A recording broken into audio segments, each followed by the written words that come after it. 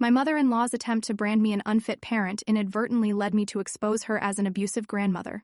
The chilling saga began when my 3-year-old daughter, Emma, returned from a weekend at Grandma Linda's house with a bruised eye. She merely tumbled down the stairs, Linda asserted, her voice layered with the false solicitousness she always adopted when caught red-handed. Such incidents occur when children lack proper supervision. Her veiled accusation was unmistakable. I was a neglectful mother. Predictably, my husband, Jake, immediately took his mother's side. Emma is just clumsy, you know that, he insisted. Yet, Emma was not clumsy, and the mark around her eye bore a disturbing resemblance to fingerprints. That night, I held Emma as she wept into my shoulder. Grandma said bad words when I spilled juice, she whispered. Then she grabbed my face really hard. A frigid dread settled in my veins. The following morning, Linda telephoned Jake at his office. I'm genuinely worried about Emma's safety, she announced, her voice deliberately loud enough for me to overhear. Sarah appears overwhelmed. Perhaps Emma should spend more time with us. For months, Linda had been meticulously building a case against me, cataloging every scraped knee, every stray hair on Emma's head, every moment I seemed stressed or preoccupied. What she didn't realize was that I, too, had started my own meticulous record-keeping. When Jake casually suggested Emma spend the entire summer with his parents, I knew Linda's insidious plan was progressing. It would be beneficial for her, he reasoned, and you could certainly use a break. In that moment, the stark reality hit me: my marriage was irrevocably broken. But first, I had an imperative mission: to safeguard my daughter. I made a life-altering decision. The next Friday, rather than dropping Emma off at Linda's, I discreetly embedded a miniature, undetectable camera inside Emma's cherished pink stuffed bear, an inseparable companion. The device was set to record for 12 hours. I delivered Emma with my usual cheerful smile. Have a wonderful time with Grandma, sweetheart. Linda barely glanced at me. We'll contact you if any issues arise, she stated icily. 12 hours later, I collected Emma and her bear. Emma was unusually subdued, but Linda exuded an air of self-satisfaction. Emma was far better behaved today, she declared. She's learning proper discipline. That night, after Emma was fast asleep, I connected the camera to my laptop. What unfolded on the screen made me physically ill. The footage began innocuously, showing Linda giving Emma lunch and playing with toys. However, the instant Emma accidentally spilled apple juice on her dress, Linda's demeanor underwent a horrifying transformation.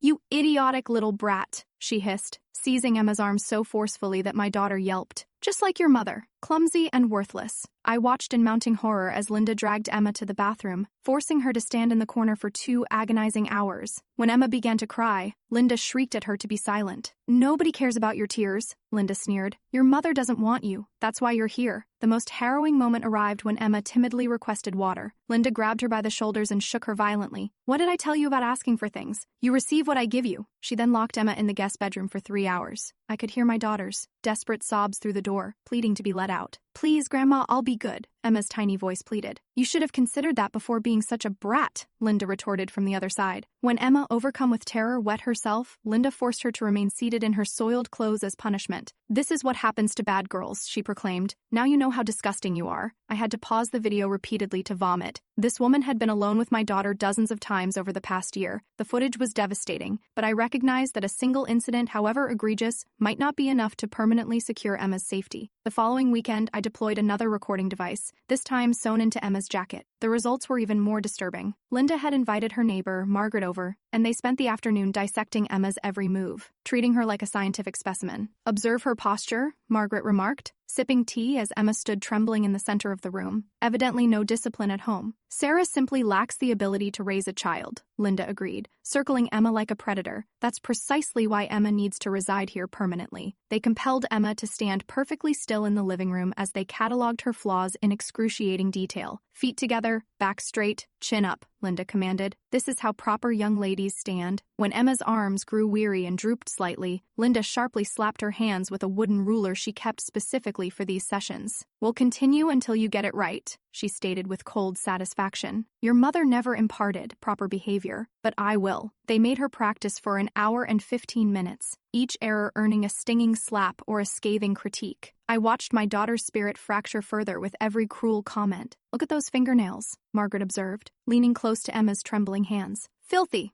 "Sarah clearly neglects basic hygiene," Emma had been gardening with me the day before, helping me plant flowers for Mother's Day. Her nails still bore traces of soil I'd missed during her bath. I've been documenting everything, Linda announced proudly, pulling out a thick folder. Sarah's drinking, her mood swings, Emma's perpetual injuries. The courts will recognize the type of mother she truly is. Margaret nodded approvingly. You're doing the right thing. That child deserves a stable home with sound guidance. Oh, she won't be with Sarah much longer, Linda replied smugly. I'm constructing an airtight case. Soon, Emma will be where she belongs, with individuals who understand how to properly raise children. They continued to disparage my supposed failings while forcing Emma to remain motionless like a statue. When she shifted her weight or scratched an itch, Linda made her restart the posture exercise from the beginning. Your mother is weak, Linda told Emma directly, staring into her frightened eyes. That's why you exhibit behavioral problems. But I will fix you. I will mold you into a proper little lady. Emma began to cry silently, tears streaming down her face. Cease that crying immediately, Linda snapped. Proper ladies do not weep over discipline. This is for your own good. It was then I grasped the full insidious scope of Linda's plan. She wasn't merely seeking more time with Emma. She was systematically dismantling my daughter's self-worth while simultaneously building a custody case to permanently seize her. I unearthed her extensive documentation the following week when Jake asked me to retrieve some tax papers from his parents' house. Linda wasn't home, but Jake's father granted me access to the home office. She keeps all her crucial files in here, he said, gesturing to a wall of filing cabinets. Tax documents should be in the family folder. There, nestled in a manila folder conspicuously labeled Emma's welfare, was everything. Photos of Emma's scraped knees with timestamps and elaborate descriptions. A leather-bound journal meticulously recording every instance I appeared tired or distracted. Screenshots of my social media posts, deliberately taken out of context. Even photographs of our house, snapped from outside, accompanied by notes detailing unsafe conditions. She had even drafted detailed reports in the style of professional assessments, complete with fabricated letterhead. Date, March 15th, 7:30 p.m. Sarah appeared intoxicated at Emma's birthday party, slurring words and stumbling. Emma seemed embarrassed by her mother's behavior and sought comfort from other adults, witnessed by multiple guests. I'd had one glass of wine and twisted my ankle in heels while carrying Emma's birthday cake. March 22nd, 8:15 a.m. Emma's clothes were wrinkled and mismatched, indicating neglect. Child appeared unkempt and tired, hair unbrushed, face unwashed. Sarah seemed irritated when I pointed out Emma's appearance. Emma had dressed herself that morning while I was managing a work crisis, and I thought her creative outfit choices were adorable. Date, April 3rd, 2:45 p.m. Sarah seems depressed and uninterested in parenting duties. Emma seeks attention from other adults, suggesting emotional neglect at home. Child appears hungry and asks repeatedly for snacks. I'd been grieving my father's death, and Emma was naturally social and always hungry for snacks.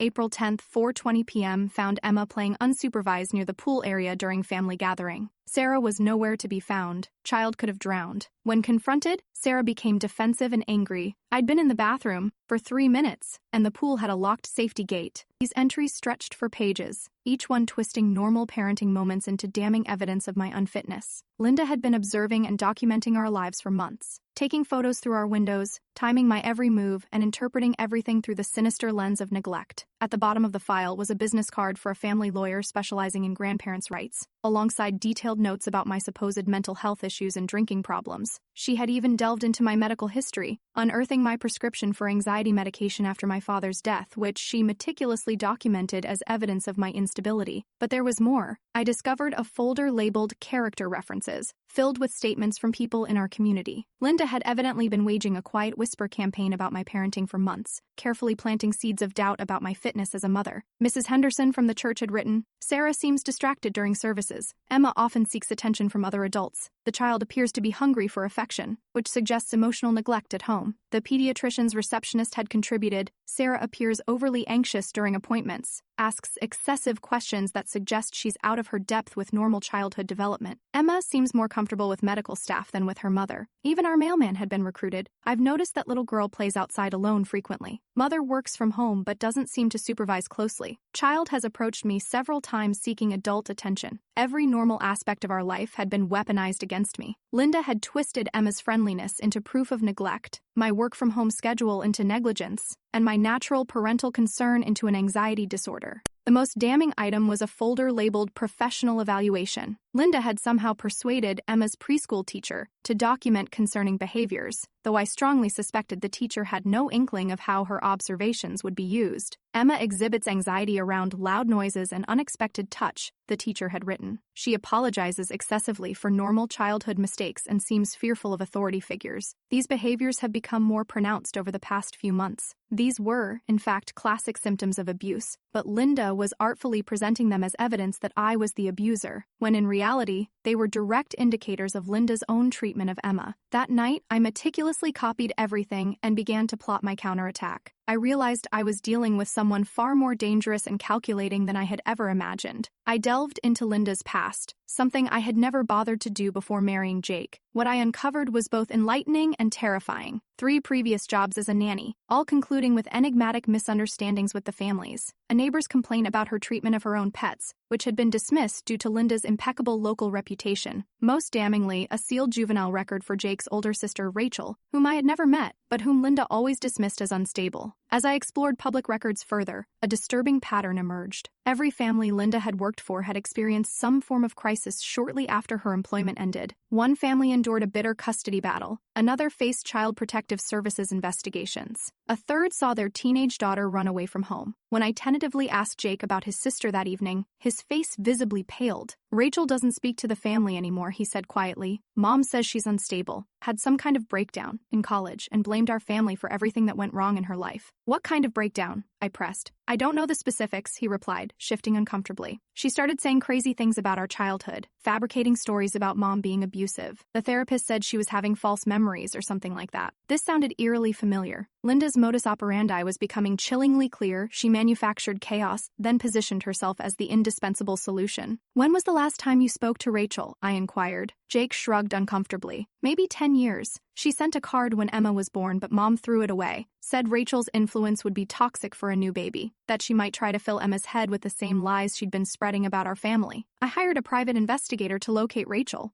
She was living across the country under her married name, working as a high school teacher, a seemingly well-adjusted woman with 2 children of her own. When I called her, a long silence followed my introduction. "So, you finally realized what Linda truly is," she said, her voice heavy with a weary resignation. "I've been anticipating this call for years. I apologize for disturbing you," I began, "but I desperately need to understand your childhood with Jake." Rachel let out a bitter laugh. "Which version? The one Linda recites to everyone? Or what actually transpired behind closed doors?" Rachel agreed to meet me the following weekend. I flew to Portland, armed with copies of my video evidence and Linda's documentation, desperate to comprehend the full scope of the darkness I was facing. Rachel lived in a modest but warm house, adorned with her children's artwork and family photographs. She was nothing like the unstable woman Linda had described. Her story was heartbreakingly familiar. "She broke my arm when I was Emma's age," Rachel recounted, showing me medical records she had meticulously preserved in a safety deposit box for over 20 years. "She told everyone I'd fallen off my bike. The doctor was suspicious. The break was consistent with someone grabbing and twisting. But Linda was so convincing." Rachel recalled how her mother had cried and painted her as clumsy, emphasizing the immense difficulty of keeping her safe. The pattern was unmistakable. Linda had subjected both Jake and Rachel to abuse throughout their childhood, then skillfully convinced everyone she was the perfect mother when they struggled with the resulting trauma. The psychological abuse was even more damaging than the physical, Rachel continued, her voice steady but her hands trembling slightly. "She'd manipulate me into believing I was insane, that my own memories couldn't be trusted. She'd inflict horrific things upon me, then the next day act as if nothing had happened. When I attempted to confide in my father or a teacher, she would produce evidence that I was lying, fake diary entries penned in my own handwriting, or photos that seemingly contradicted my story." Rachel showed me her own collection of evidence, medical records spanning her childhood, therapy notes from college, even a secret recording she'd made of Linda berating her during a phone call years ago. "Listen to this," she said, playing the audio. Linda's voice was venomous, accusing Rachel of being a pathological liar attempting to destroy the family out of jealousy. "This was from when I was 22 and trying to get help," Rachel explained. "Jake blocked it all out. He had to, just to survive. She convinced him I was jealous of their relationship, that I was mentally ill and trying to destroy the family with lies.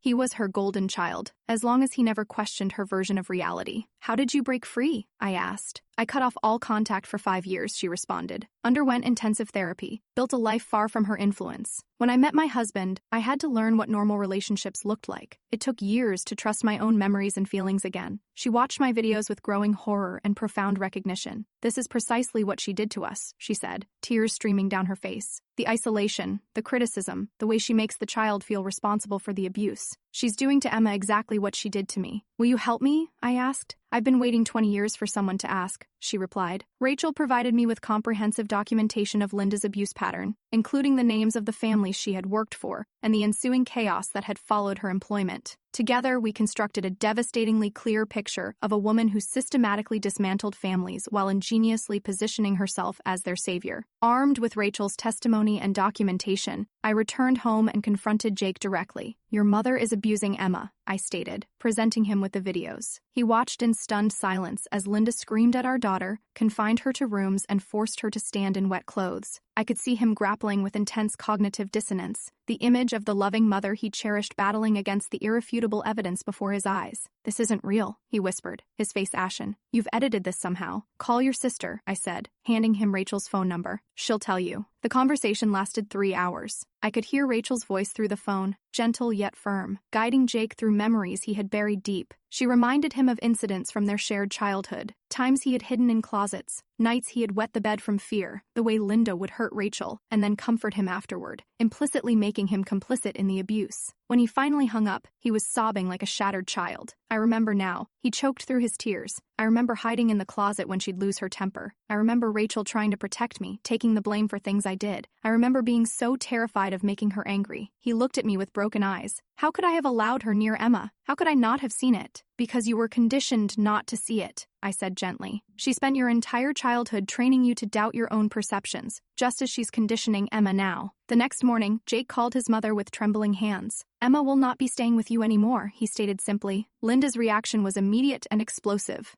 How dare you keep my granddaughter from me, she shrieked, loud enough for me to hear across the room. You're both unfit parents. I have documentation proving it. I'll take that child away from you if it's the last thing I do. We know what you've been doing, Jake said quietly. I've been protecting that child from your wife's neglect, Linda hissed. Sarah is mentally unstable, just like your sister. Emma deserves a real family who can provide proper guidance and discipline. We are protecting her, Jake asserted, his voice growing stronger. From you. You've poisoned him against me. Linda spat into the phone just like that psychotic sister of his filled his head with lies. I won't let you destroy another family, Jake declared. I have evidence, Jake. Evidence that will show everyone what kind of mother Sarah truly is. She hung up and immediately contacted her lawyer. 2 days later, we received legal papers Linda was filing for emergency custody, alleging Emma was in immediate danger due to neglect and abuse at home. Her petition was a masterpiece of manipulation, replete with outright lies and twisted truths that painted me as a dangerous, unstable mother and Jake as an absent, neglectful father. She claimed I was an alcoholic who drank during the day while caring for Emma. She stated Jake traveled constantly for work and showed no interest in parenting. She alleged that Emma exhibited signs of severe physical and emotional abuse, including unexplained injuries, behavioral problems, and fear of her own parents. She attached photos of Emma's normal childhood injuries, scraped knees from learning to ride a bike, a bump on her forehead from running into a table, a bruise on her shin from playground equipment, as evidence of our failure to protect her. Each photo was accompanied by elaborate descriptions that transformed normal childhood accidents into supposed proof of abuse. The petition also included professional opinions from individuals in our community. Linda had somehow persuaded several people to sign statements about my supposed unfitness as a mother, carefully wording their concerns to sound damning without being overtly false. The hearing was scheduled for the following week, leaving me precious little time to mount a defense against years of Linda's meticulous planning. I spent those days collaborating with our lawyer David Chen, a family attorney renowned for defending against false allegations. He was a soft-spoken man with kind eyes who had encountered cases like this before. This is more common than you'd think, he informed me during our first meeting. Abusive grandparents often project their own behavior onto the parents they're attempting to discredit.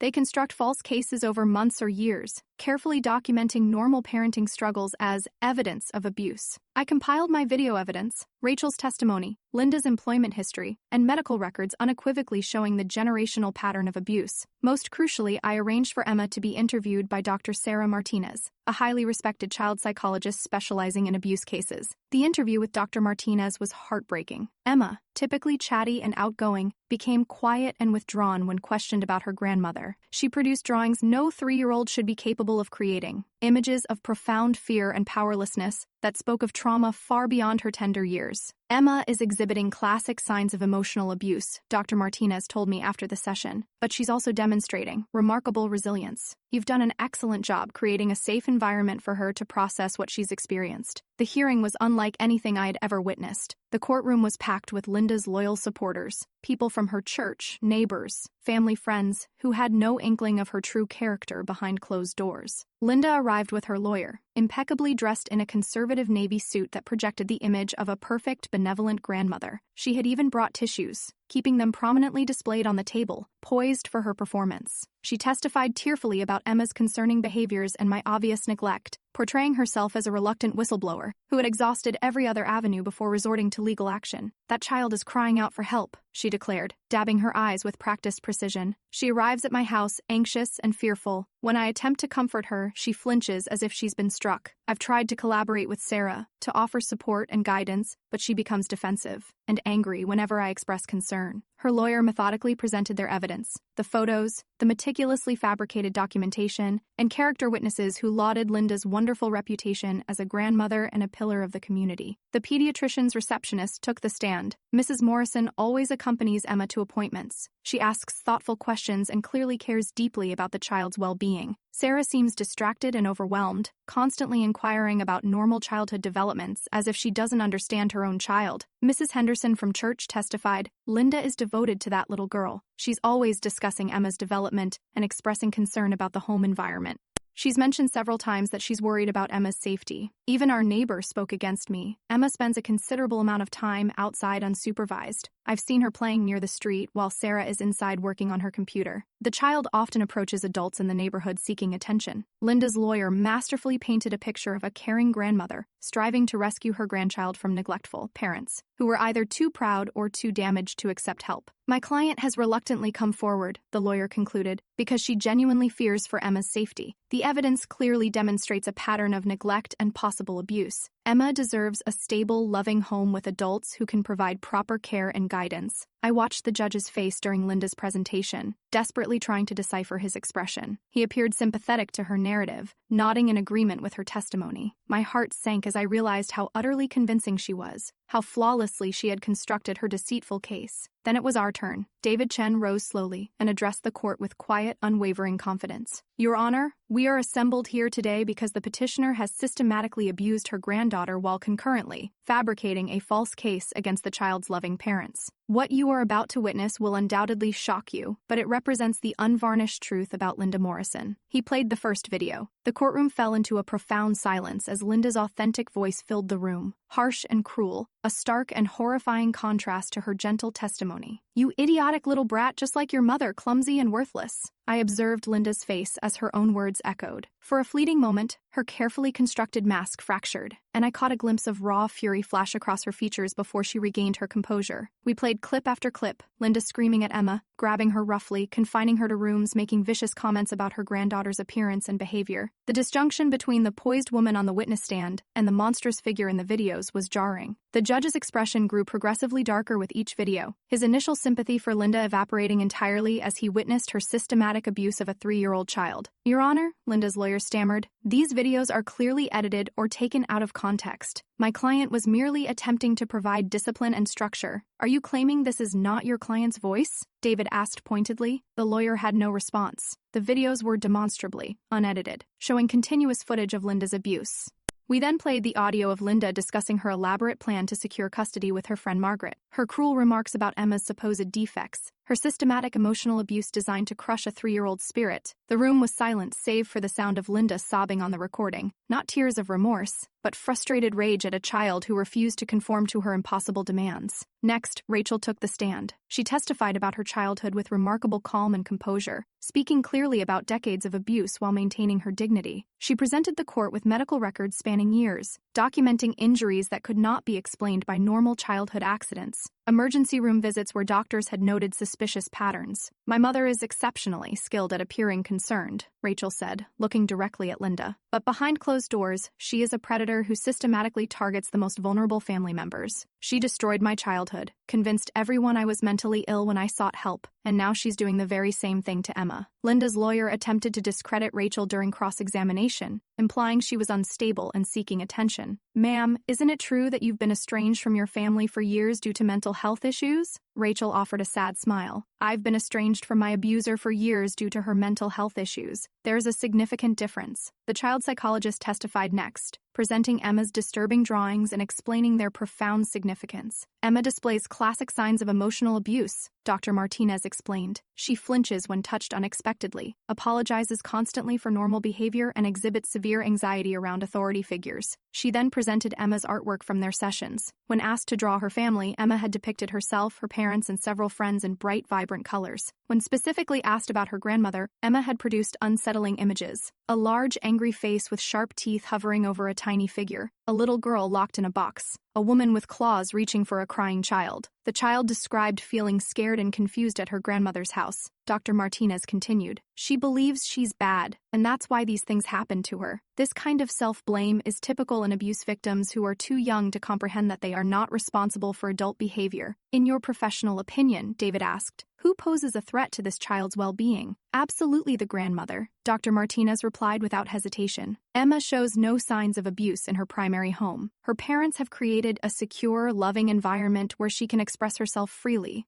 The trauma symptoms only manifest in relation to visits with the petitioner." Linda's lawyer had no meaningful questions for any of our witnesses. The evidence was overwhelming. Finally, David presented Linda's employment history, the recurring pattern of families who terminated her services under mysterious circumstances, the neighbor complaints that had been dismissed due to her sterling reputation, the systematic way she had constructed false cases against Emma's parents while actively abusing the child herself. "Your Honor," David concluded, "this is not merely a custody case. This is a criminal matter. The petitioner has committed systematic child abuse while attempting to steal a child from her loving parents through fraudulent legal proceedings." The judge called for a brief recess to review the copious evidence, then returned with a stern, unyielding expression. "This petition is not only denied in its entirety, but I am issuing an immediate restraining order," he stated, looking directly at Linda. "Mrs. Linda Morrison is prohibited from any contact with the minor child, directly or indirectly, for a period of no less than 10 years. He turned to the court clerk. "Please ensure law enforcement is notified of this order immediately and that copies are disseminated to the child's school and daycare providers." He then looked back at Linda, whose face had transformed from ashen to crimson with barely suppressed rage. "Your behavior, as documented in these recordings, constitutes clear evidence of systematic child abuse. I am referring this case to the district attorney for immediate criminal prosecution. Additionally, I am ordering a full investigation into your past employment as a caregiver, and I am recommending that your name be added to child abuse registries to prevent any future employment involving children." Linda could no longer contain herself. She exploded out of her chair. "This is preposterous!" she screamed. "I'm the only one who truly cares about that child. These people have poisoned her against me with their lies and manipulation." "Ma'am," the judge stated firmly, "you will sit down and remain silent, or I will hold you in contempt of court." Linda's lawyer seized her arm and attempted to force her back into her seat, but she continued her enraged tirade. "That child is in danger. Sarah is mentally unstable, just like Jake's sister. Emma needs proper guidance and discipline, not this permissive nonsense that's ruining her." "Bailiff," the judge commanded. As the bailiff approached, Linda finally collapsed back into her seat, but her mask had completely shattered. The gentle grandmother act was gone, replaced by the cruel, controlling woman I had seen in the videos. The judge continued,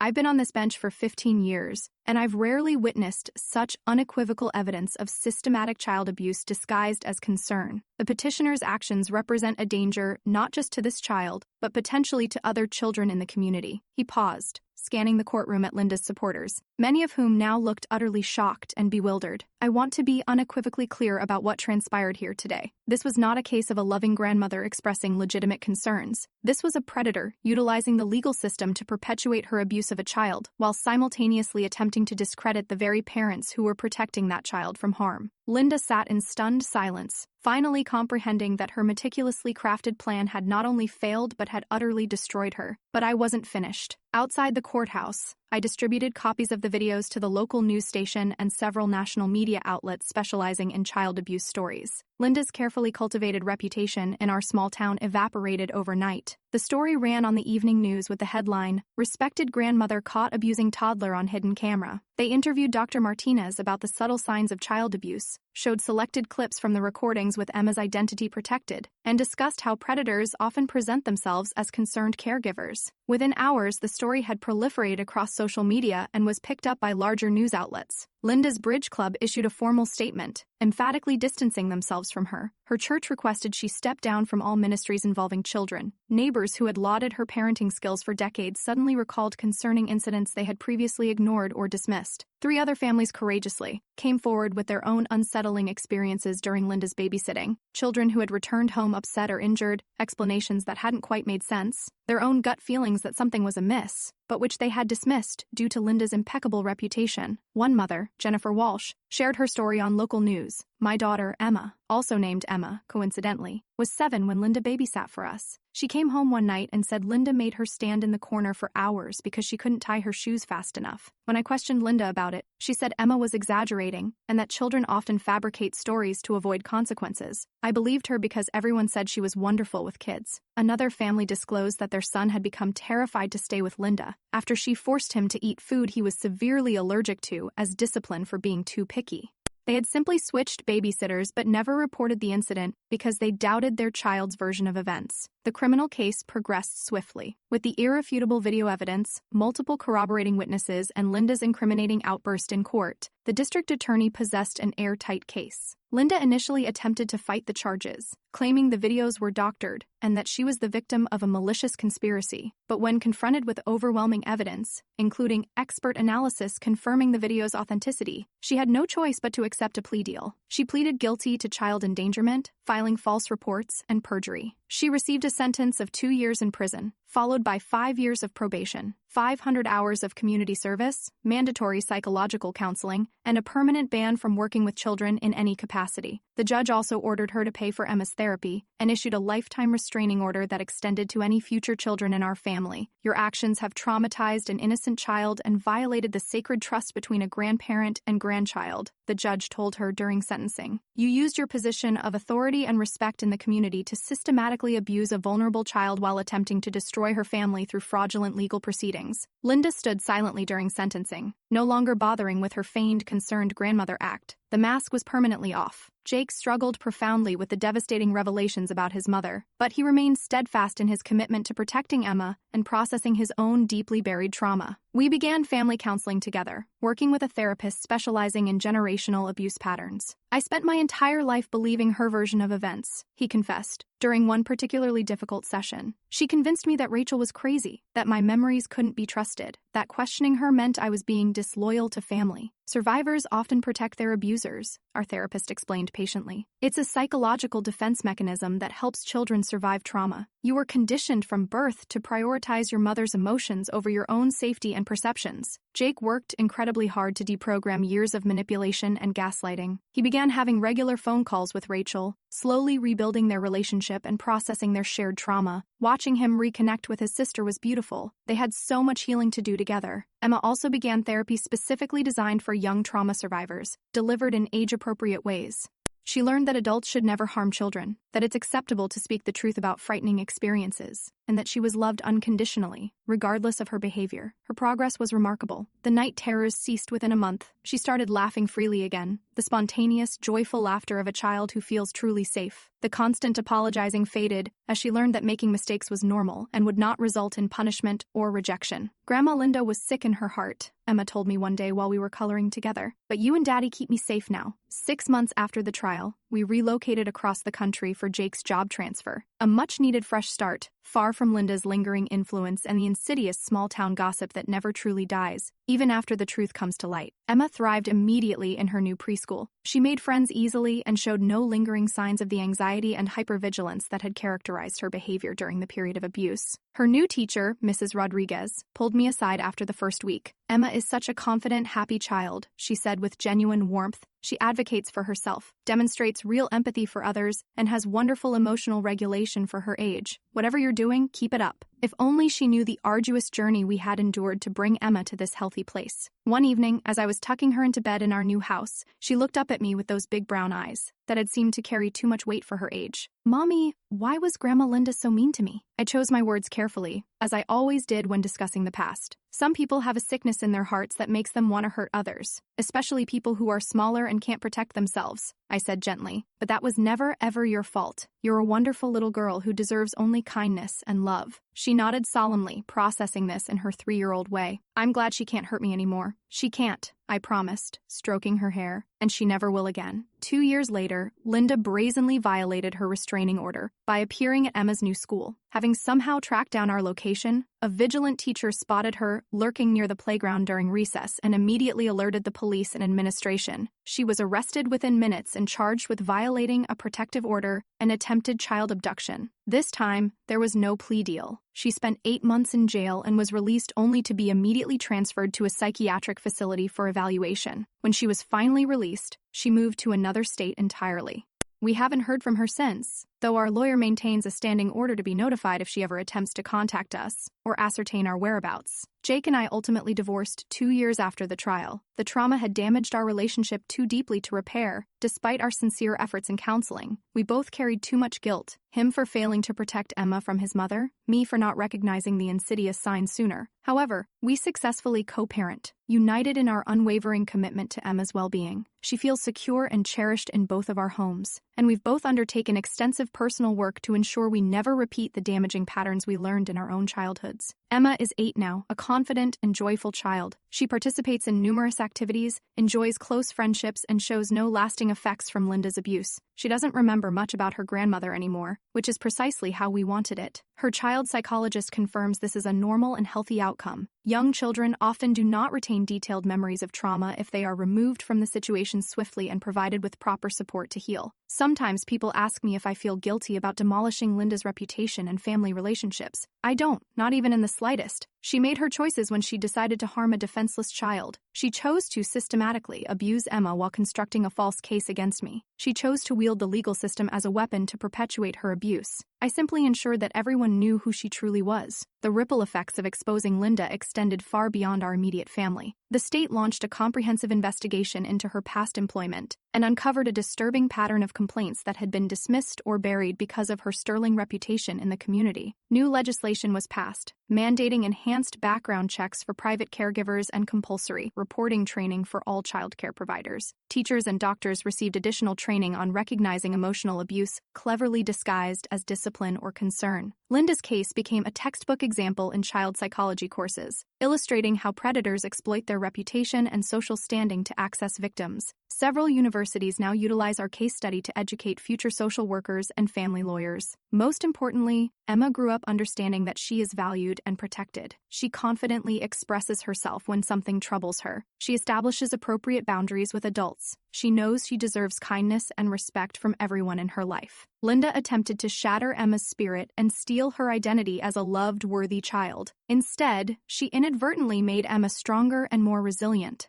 Last month, Emma returned home from school excited about a new friend whose grandmother had visited their class. "Her grandma seems really nice," Emma said brightly. "She brought homemade cookies for everyone and read us stories. She didn't yell at anybody or make mean faces." I'm profoundly grateful that Emma has positive examples of what healthy family relationships look like. She deserves grandparents who celebrate her achievements, encourage her dreams, and love her unconditionally, not ones who attempt to destroy her sense of self-worth for their own psychological gratification. Emma still has one set of loving grandparents, my parents, who moved closer to us after everything happened. They shower her with appropriate affection and create the positive memories every child deserves. They've also been incredibly supportive of Jake, welcoming him as a true son-in-law even after our divorce. Linda believed she could use my daughter as a weapon against me, positioning herself as the benevolent savior, while portraying me as an unfit mother. She was convinced her spotless reputation and careful documentation would be sufficient to snatch Emma away from her loving family. Instead, I weaponized her own cruelty against her. The truth proved far more powerful than all her lies and manipulation. The most profound revenge was simply allowing Linda to reveal who she really was. Sometimes, Late at night, I ponder what would have transpired if I hadn't trusted my instincts and installed that camera. How much longer would Linda's abuse have continued?